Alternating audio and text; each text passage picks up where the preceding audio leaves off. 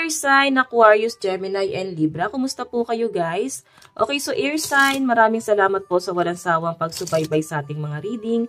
And sa mga nagtatanong pala guys kung paano po tayo magpa-private reading, ay iwan ko na lang po yung link sa atin pong description box below. So yun guys, bago ako mag-start, no, kasi meron akong paulit-ulit na nababasang comment. Hindi ko siya pinapansin kasi gusto ko talaga mabasa yung mga comment niya. Siguro, last month pa lang nababasa ko na siyang nagko-comment. So, Gemini ata siya eh. Dito siya lagi nagko-comment. So, sasabihin ko lang sa'yo na tiniis ko yung mga sinasabi mo sa akin. Na sinasabihan mo akong lasing. Paulit-ulit na lang yung sinasabi ko. Pwede kang manood sa iba. Hindi kita pinipilit, no? Hindi ganun kalaki ang kinikita namin sa YouTube para mag-demand ka ng ganyan. Baka nga wala kang inaambag, baka nga hindi mo pa pinapanood yung ads ko.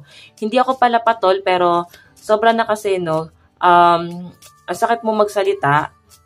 Pwede mo akong i-direct message. Usap tayong dalawa. Kausapin kita. Diba? Baka meron ka lang pinagdadaanan sa buhay. Pero ano guys binlock ko na siya.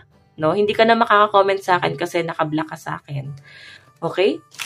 Ayun lang sabihin ko sa'yo, pwede ka manood sa iba. Maraming tarot reader dyan. Di ko alam kung bakit ako yung favorite mo. Ayan. Paulit-ulit yung card ko. Kina-question niya kasi ba't paulit-ulit yung card ko? Kasi guys, wala naman akong pambili ng card eh. Pwede mo naman ako, baka may ano ka, pwede mo ako sponsoran, bilan mo ako ng card. Kung makikita mo lang kung gaano kamahal ang card, kaya nga nagtitisaw kasi ang card natin guys, 500, 400 yung pinakamura. Diba? Meron naman na sa 199 pero syempre doon tayo sa pangmatagalan na. Okay? 199 mahal pa rin yon. Diba? Ang dami mong ano sa akin eh. Ang dami mong hanash. Baka naman guys, baka naman kasi malaki ang pinagdadaanan mo. Pwede ka nga manood sa iba. Sinasabi ko na sa'yo, pwede ka manood sa iba. Okay? So, ayan. Pasensya na guys, no? Mahaba pa pasensya ko niyan guys. As in, mahaba pasensya ko kasi isang buwan kitang pinagtiisan. Pero ngayon, binlock na kita kasi sobra ka na. Okay, pwede mo ako i-direct message. Sabi ko sa inyo guys, kung meron kayo problema sa akin, i-direct message nyo ako. Pwede kong baguhin, no? Pwede kong baguhin sa video. Okay? Pero sa ngayon kasi guys, kung pabago-bago yung card ko, pasensya na kasi wala tayong pambili. Ayan. Luma na rin yung card ko, nakikita nyo naman. Ang dami niya kasi guys, napapansin, na paulit-ulit yung card, paulit-ulit yung sinasabi ko. Paano gagawin natin? Sa isang araw ba, nababago agad ang ginagawa ng isang tao? Minsan nga nakakasawa yung everyday routine, di ba? Ako nananawa na rin minsan sa kakagawa ng daily, pero hanggat may nakikita akong nanonood guys, gumagawa ako ng video. Okay, kahit 500 na lang ang manonood sa akin, gagawa pa rin ako kasi nangihinayang ako dun sa mga umaasa sa daily ko. Ayan. So, yun guys, pasensya na, no? Nakakalabas ako ng hinanakit kasi hindi ako to, no? Hindi ako pala patol, pero sobra na kasi. No, sinabihan akong lasing daw ba ako? Ganyan. So, guys, kung nagsimula kasi yon nung nagkamali ako dun sa video na in-upload ko ng daily. Nagkamali ako kasi meron ako hindi na-edit dun. Binura ko lang, tapos in-upload ko ulit, no? Wala pa namang isang oras, in-upload ko naman agad. Ayan. Doon na siya nagsimula. So, tingnan natin. Okay, focus na tayo guys sa ating reading. Pasensya na po. Okay, so, air sign. Tingnan natin kung ano abang inyong gabay. So, guys, meron tayong the owl. Chismis, usap-usapan. Meron po tayong bouquet. Meron tayong the ring. Ito guys, travel yung nakikita ko. Maaring meron kayong pupuntahan ng family mo. Yung iba sa inyo guys, meron kayong isi-settle sa pinapakita sa akin dito. Merong nag-o-offer. May nakikita ko guys ito na maaring na buong chismis, usapan, alitan na hindi nagkaayos kasi Queen of Spade yung energy. So sa pinapakita sa akin air sign, may mag-o-offer po dito ng parang hingi ng tawad, no? Kasi bouquet may hingi ng tawad, maaring may magre-reach out, pwede matagal na kayo hindi nag-usap. Ngayon, isi-settle nyo yung problema, air sign. So, sa pinapakita sa akin, kailangan nyo naman talagang idaan sa mahinahon na usapan, sa maayos na usapan, no? Hindi nyo guys kailangan mag-away. Pero sa nakikita ko dito, air sign, parang naayos naman na yung gulo, no? Sa pagitan yung dalawa. So, maganda yan air sign kasi nasisettle yung problema. Okay?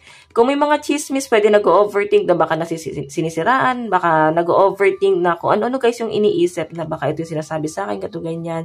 Siguro tampo, sama ng loob, yung nakikita ko, pero ito naman ay air sign, masisettle din, no? Meron siyang ino-offer or pwedeng susuyuin ka rin. Kung ito naman guys ay sa romantic partner, nakikita ko naman na susuyuin ka ng person mo guys. Okay? Kung may tampuhan kayo rito. Nakikita ko rin na possible na may travel siya or pwedeng meron siyang gift na ibibigay sa inyo. Ayan. Okay, may nakikita ko dito guys na maaaring magkikita kayo ng person mo. Siguro magde-date. Okay, so magde-date. So, tignan pa natin guys.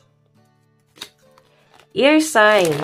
Gabay po ni air sign Aquarius, Gemini, and Libra.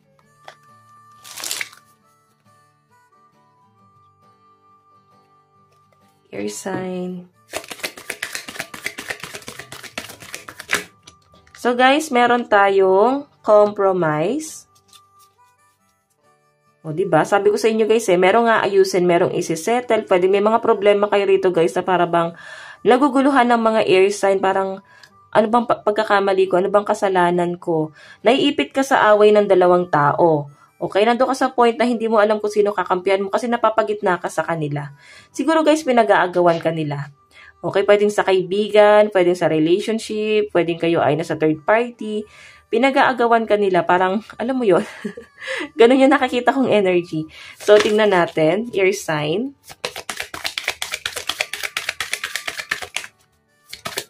Air sign. So, meron po tayong memory. Ayan o. Conflict. Nakikita ko rito guys na para bang pwede meron kayong ayusin talagang problema. Kagaya ng sabi ko kanina guys, pag-uusapan, no, isi-settle na to at nakikita ko naman na mapag-aayos na or makakapag-ayos na kayo ng person na to. Kung kayo ay may pagtatalo, pwedeng yung mga dating issue na naging problema, pwedeng humupa na yung tension. Ngayon, kalmado na, air sign. Sa pinapakita sa akin dito, ngayon, meron ng pag-uusap na parang kalimutan na yung mga problema, yung mga nangyari sa past. Or pwede rin naman guys na kailan lang to nangyari. Naiipit ka sa gulo ng dalawang tao. Hindi mo alam kung sino yung kakampihan mo. Pwede kasi guys na pinag-aagawan ka. Ikaw natutulalaki, nadadamay ka sa gulo nila. Pwedeng nakakarinig ka rin ng masasakit na salita sa kanila. Yan, no? Okay? Kasi guys, nakikita nung isa na parang kinakampihan mo to. Yung isa parang sino ba talaga kampi mo? Ganyan. So, nakikita ko naman yung pagiging balanse ng mga air sign. Siguro nadadamay ka lang sa kanila. And air sign, nakikita ko na wala kang masamang tinapay sa kanila. No? Kumbaga, wala kang masamang intention sa dalawang yan. Kasi marunong kang tumanaw ng utang na loob. So, sa halip na makipagtalo sa ayan no, umalis ka na dito. Silang dalawa na yung nagkaroon ng conflict. So, sila lang talaga yung may issue. I think nadadamay ka rito. Okay? So, sa pinapakita sa akin dito, tampuhan to. So, pwedeng maayos na rin to agad, guys. Hindi siya, guys, tatagal itong gulo na to. Hindi tatagal itong tampuhan na to. Masisettle nyo rin to. Kasi, nakikita ko rito na para bang tinitignan pa rin yung utang na loob na naidulot nung isa. Okay? So, tingnan natin, guys. Ayan, ang lucky number mo is 12, 9, and 25. So, huwag na, guys, masyadong mag-overthink. Actually, wala ka naman talagang problema eh. Maaaring yung problema mo ay dulot ng ibang tao. Ayan. Mahirap to guys. Mahirap yung ganyan na maaaring hindi mo alam kung sino kakampihan mo kasi parehas silang importante sa'yo. Yung iba sa inyo guys na kung ito man ay sa romantic partner. So, air sign sa pinapakita sa akin. Maaari no na nadadamay ka sa gulo. Ngayon, kung ito sa romantic partner, pwedeng ikaw yung third wheel. No? Hindi naman third party. Ito guys, dalawang senaryo nakikita ko. Pwedeng third wheel ka, nagkakagulo yung magjowa, ikaw yung naiipit sa gitna. Kung ikaw naman tong may third party sa pinapakita sa akin dito guys, pwedeng nagkagulo, nagkatagpo, or pwedeng merong, ito naman guys, pwedeng may humahad lang, pwedeng against the world itong relationship nyo. So, hindi mo alam kung sino yung kakampihan mo kasi pag ganun-ganun yung energy, pwedeng ka mag-anak mo, tapos asawa mo or jowa mo, tapos ito kapatid mo. Pwedeng ganun guys na parang against doon sa relationship nyo guys, no? Ayaw nila. May ganung scenario. So, tingnan natin air sign. Okay. Tingnan natin air sign. Pagdating sa inyong finances and career. So guys, meron tayong lightning and wedding ring. So ito guys, meron ka lang inaayos na event, no? Sa pinapakita sa akin, pwedeng kakagraduate mo lang, pahinga ka muna, or pwedeng nag-end of contract ka na. So, sa pinapakita sa akin, guys, nagpapahinga ka muna dito. Hindi mo muna gaano pinipressure yung sarili mo, no? May nakakita rin ako mga plano rito na gusto simulan ng mga air sign. Pero sa ngayon, guys, nag-ano ka muna dito, nag-unwind ka muna dito, oh. May pinapakita sa akin na parang may mga problema ka talagang gusto mo nang maayos, no? Pero sa pinapakita sa akin, maayos naman yan. Huwag mo nang stressin yung sarili mo dyan. Ngayon sa pinapakita sa akin, ine-enjoy mo dito yung pagsasama nyo ng person mo. Pwedeng may usapan about wedding, pwedeng may usapan about sa pagsasama, no? So, alam mo yung energy mo ngayon, parang in love na in love. Ganun yung pinapakita sa akin. Kaya, yung mga decision mo, guys, ina-update mo sa person mo na parang ito sisimulan mong business. Kung ikaw naman, guys, ay walang trabaho ngayon, nakapokus ka sa pamilya mo. Air sign, no? Ayan. So, may mga ano lang talaga, guys, may humahad lang talaga dito kasi parang ayaw nila sa inyo. Ayaw, or pwedeng ayaw ng family mo dun sa person mo, guys. Okay? So, tingnan natin, lumalabas sa trabaho mo kasi parang siguro iba sa inyo pahinga muna talaga, wala mo ng trabaho. Yung iba naman sa inyo guys, pwedeng naka-sick leave or pwedeng naka-vacation leave. Ayan. Baka kayo ay magbabiyahe muna, no? So, tingnan natin guys, pagdating naman sa inyong love life. Meron tayong talking girl with the snake. Ayan. Siguro guys, meron kang kadil dito na napaka-narcissistic na energy. Pwedeng sa side mo to, o kayong pagsasama nyo ng person mo eh. May sumisira lang talaga kung bakit nagkakaroon ng trust issue din yung isa. Okay? So, meron po tayong wedding ring. Ayan o. O kaya pagsasama nyo ng person mo, may kasala naman dito. Pwedeng, alam nyo guys, ilang beses ko na to nakikita, no? Siguro may mga kinakasal talaga. Or may mga ikakasal. Or pwedeng magpaplano yung person mo na gusto na niya guys mag-propose sa inyo. Okay, so ayan guys, sobrang interesado talaga sa inyo yung person mo. Kasi talagang ina-update ka niya. Ayan o. Okay, inaantay niya yung pag-uusap nyo. So, girl with the snake, nakikita ko dito, meron lang talagang sumisira talaga sa relasyon nyo, guys. Parang naiinggit, kaya ang gusto nito, sirain na lang yung meron ka. Nang hindi niya naiisip kung ano yung pwede niyang masagasaan, no? So, I think, eto na rin, guys, yung trauma mo, no? Air sign, nagkakatrauma ka dahil sa taong to.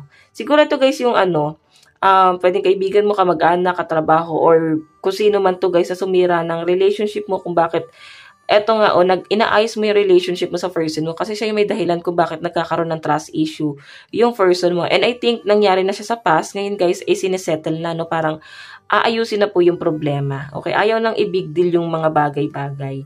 So, tingnan pa natin. Love advice, meron tayong unrequited love. So, may nakikita ako dito guys na ngayon, dahil nga sa nangyayari, parang may mga may mga napilitan. Parang napapaisip ka na para bang deserve ba ako ng taong to? Baka hindi. Dahil sa mga nangyayari sa buhay ko, sa family ko, family problem, ayan.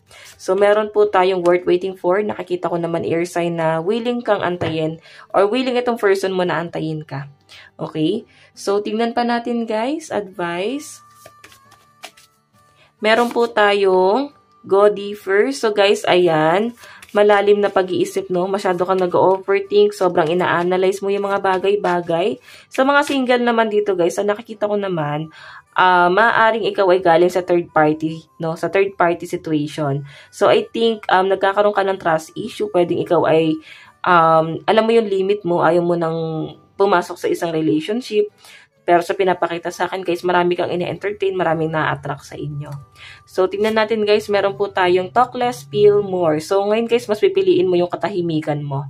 Okay? Wala kang nang ilalabas na kahit ano kasi gusto mo na lang tahimik na buhay, guys. So, air sign, ito lang naman po ang inyong reading. Hanggang sa muli, God bless and love you all. Thank you!